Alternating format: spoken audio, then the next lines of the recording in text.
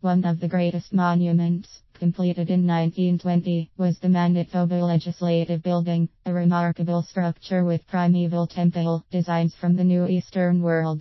The building has been designed by Frank Worthington Simon, 1863 to 1933, a man with an in-depth knowledge of architecture as well as aspirations from the philosophical doctrines of Freemasonry.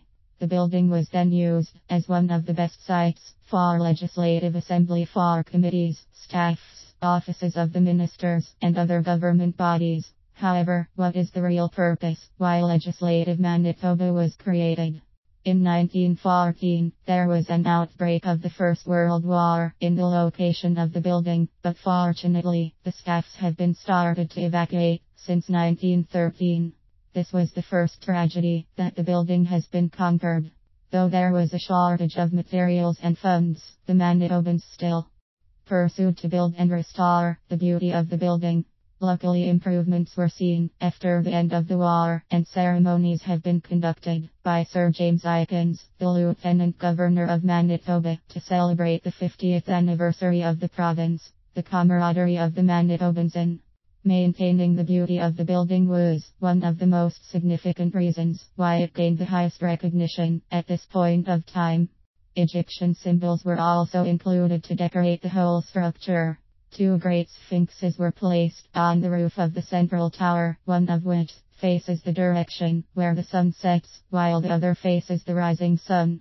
The sphinxes have hieroglyphic engravings that translate the name of Thutmose III. Hieroglyphic references were also made to acknowledge the power of one of the Egyptians' god, the sun god Re. The inscriptions were translated in English as everlasting manifestation of the sun god Re, who gives life.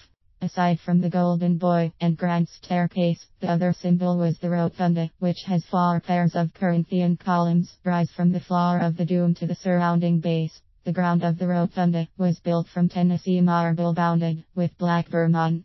The designs were created for one purpose, to symbolize the Grecian key, or the eternal quest of knowledge and eternity. Aside from the designs, the number 13 was also etched in the several bulbs of rotunda. Some experts concluded that this number was known to provide good fortune and luck. However, other beliefs were concerned about the Freemasons, who have been involved in design and construction of the building. The truth behind this symbol was then unrecognized and unsolved at this point of time. The Lieutenant Governor's room was also a symbol, with lots of interpretations. This area was then used for different occasions, such as when royal families or foreign dignitaries visited the ancient structure.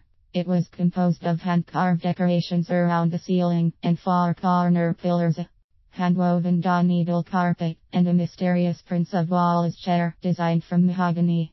Portraits and other symbols such as the statue of Medusa, monument for agriculture, blue curtains and Ark of Covenant, Bucranium and the Jesus Christ's figure were also considered as sacred symbols of Manitoban Legislative Building.